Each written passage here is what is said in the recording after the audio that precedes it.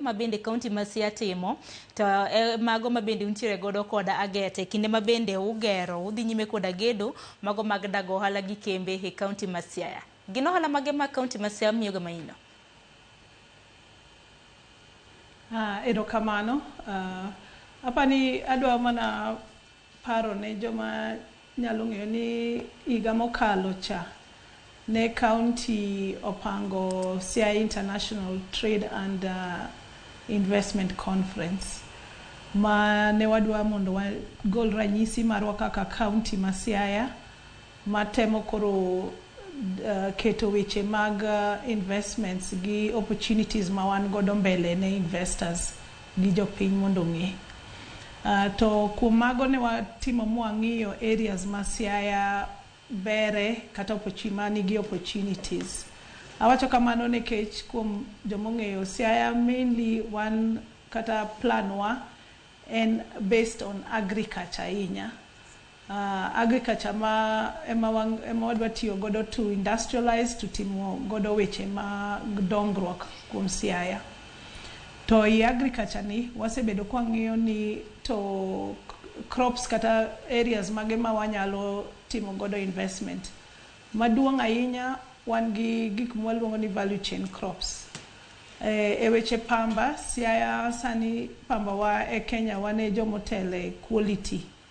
One number dek e production. Kendo en area ma wasebedo kwa invest e county ma mondo koro watim gimiluongo ni ginning kata gi oil production from cotton seeds. Weche mag rech bende watimo very well. Kendo mapping ma osetim oyud ni rech especially aquaculture nyalo timo kuonde maber kaka Luanda Kotieno. Wan gi a large number of cages sani matimore ma rech no en area mwatimo. To rech mwatimo wan gi Nile perch, wan gi tilapia, kendo sani omena gi byproducts kako chom. Koro sani wan gi fish landing sites, wan gi fish feeds opportunities, wan gi also fish processing opportunities ma we are promoting, kendo wageto godo kata mana the landing cape ma wagero no.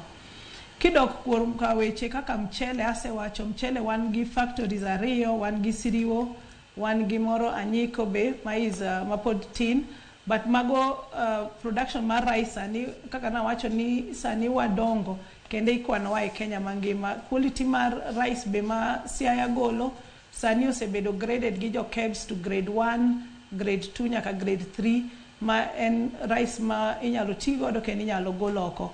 Kendo wan gi irrigation projects ma support the rice value chain. E weche korka mo kaka ne apani director kata Michael Igo wacho, Kenya ingeni wa import mo mar tedo edible oils mang'eny. To sani sirikal mamalo gi county watiyo mondo kik waketh foreign currency ma wan go matin mondo wabed self sufficient e weche mar edible oil.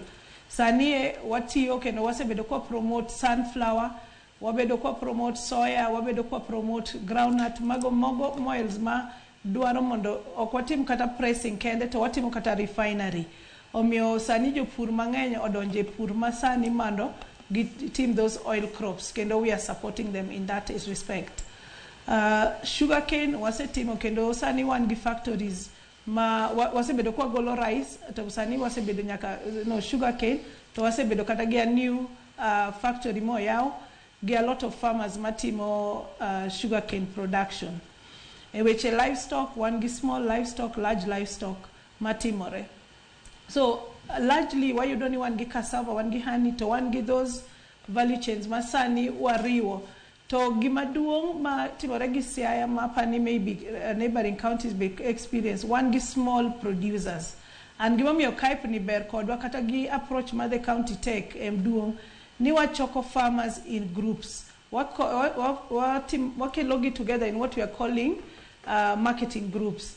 Koro marketing groups gikonyo gi kaka gipangore, kaka wachoko, kaka watimo aggregation, kaka watimo standardization, mondo koro gima chope factory no en gima inyalo los kendo gima nyalo chope market.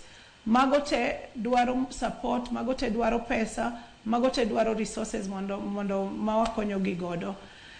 Gima kendo watimo gi farmers ni sani wa make sure ni irrigation wayao. Apart from agriculture, mining, Siaya is a very big area. Mabe en bende en opportunities ma wan godo. In areas kaka cassava, wang'iyo kata production of clean planting materials. Omiyo opportunities ma wan godo gi conversation mwasechako bedo godo gi potential investors duong. Sani Siaya ose produce publication miluongo ni gine, it's a profile mar bankable projects. Ma wasetimo feasibility study ma koro wa share mondo joma nyalo biro konyowa kaka gi jopurwa manyalo konyowa kaka county nyalo neno to ng'iyo kuma ginyalo tiyo godo ma ginyalo biro magiket investment margi. Erokamano. To maduong' manyalo wacho ni KAIP ni success mare bende obo depend on access to energy gi access to roads.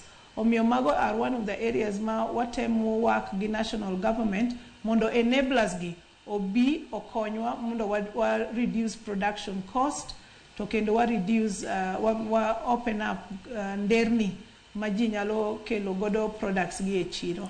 Takini Elizabeth beneno ka ber mar mondo mi kaka county uru chenro makamago mapiyo nikech wacho ni jopiny nitiere koda potential, jopur nitiere koda resources. To kata mana kwang'iyo joket mwandu investors, akene investors urango mantiere pachoka koso mantiere chirni maoko nikech oseangore ni achiedh nade nitiere ka weche mag nok mag omenda.